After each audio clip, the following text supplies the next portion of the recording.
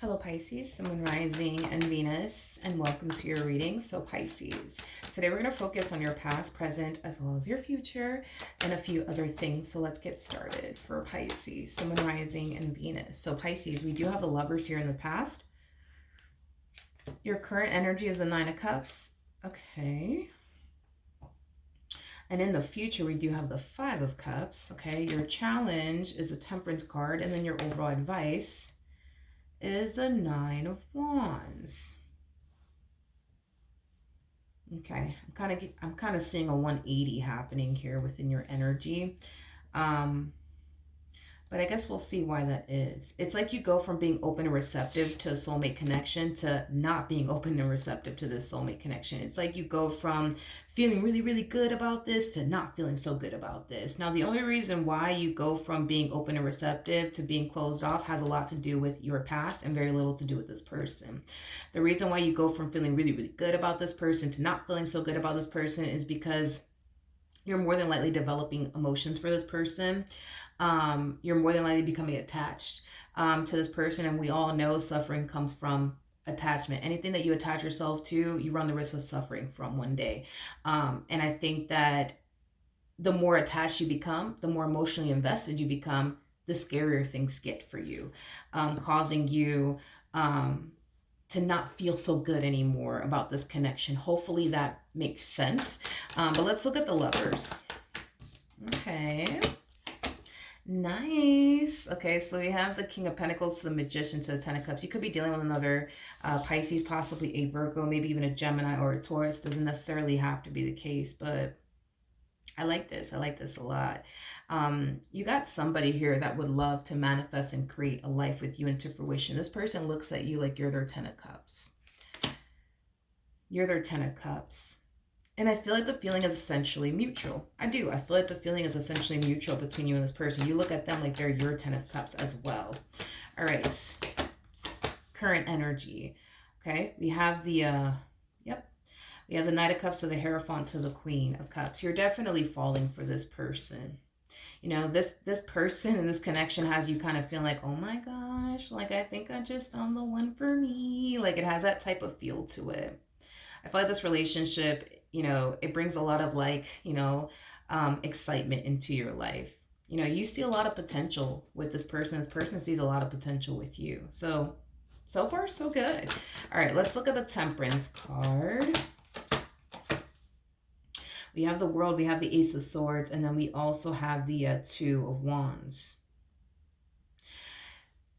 You're going to have to learn how to separate everything that you've ever experienced with absolutely everybody prior to them from this person, okay? You're gonna have to learn how to separate that. So in other words, don't sit here and compare this person to anybody you've ever dealt with because they're nothing like them. That is gonna be your biggest challenges. Realizing, okay, this person is nothing like my ex. I'm not going to compare them to my ex. I'm not going to even project past experiences that I went through with other people onto this person or my relationship with them. So that is going to be your biggest challenge, Pisces. Now, before I continue, I don't want my phone to die on me, so 1 second. Okay, we're back. All right, so your overall advice is the Nine of Wands. So let's see what's going on here. Here we go. Yeah, it's because you're developing emotions for this person, Pisces. It's like the moment you notice yourself falling for this person is the moment that you start freaking out. Like, oh man, like, great, you know, like now I could be, you know what I mean, signing myself up to get hurt and disappointed. And I don't want to get hurt and disappointed. And what if this person does this to me? And what if this person does that to me? And I just don't want to go through this. And I just don't want to go through that.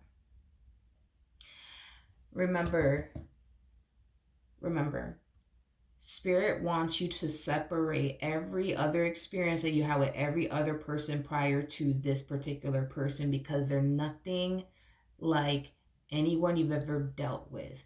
So try your hardest, and I know it's going to be hard, Pisces, but try your hardest to not do that in this relationship because I already see you falling into the, but what if this happens and what if that happens and I just don't want to get hurt. I get the whole I don't want to get hurt part. I understand that completely, but this is why Spirit's like, hey, just separate everything that you've ever went through with absolutely everybody else prior to basically meeting this person, and really really get to know this person. Because I feel like if you were to really really really really really get to know this person, you would see for yourself they're nothing like your exes, and you don't actually have anything to worry about. So dude, this entire situation requires you to not only separate past experiences that you've had with other people, but it also requires you to set aside your fears, your doubts, and your reservations, and really, really get to know this person. Because if you set aside your doubts and reservations and the but what if this and what if that, you will see for yourself you don't really have anything to worry about, Pisces, like you think you do. But the only way that you're going to actually discover that is setting aside your doubts and reservations and your fears and your past traumas and the but what if this and what if that in order to see for yourself. You don't have anything to worry about like you think you do. Okay? Okay? Okay. Now, in the near future, we do have the Five of Cups. Let's see what's going on here.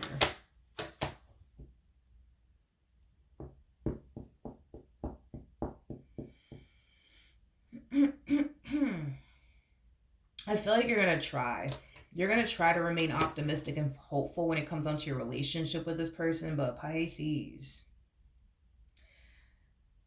I see you doing it. I see you doing it. I see you falling into this energy of, but what if, like, what if this person plays me? What if this person does this to me? What if this person does that to me? What if this? What if that?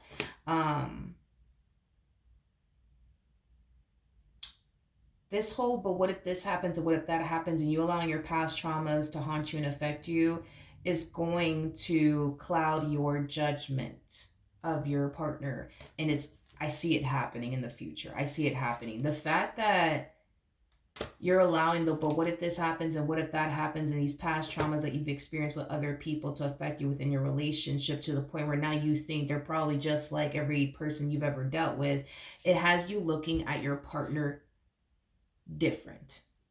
It does have you looking at your partner a little bit differently now, is basically what I'm getting.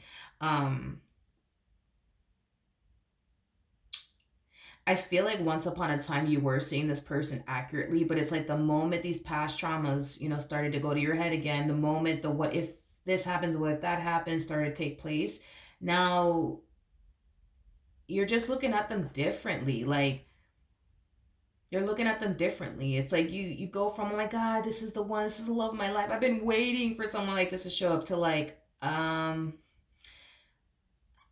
don't know about them. I just think this and I just think that, and your past and the but what if this and what if that has you looking at them differently, but it also has you not looking at them accurately. You're looking at them like they're a King of Wands when they're not.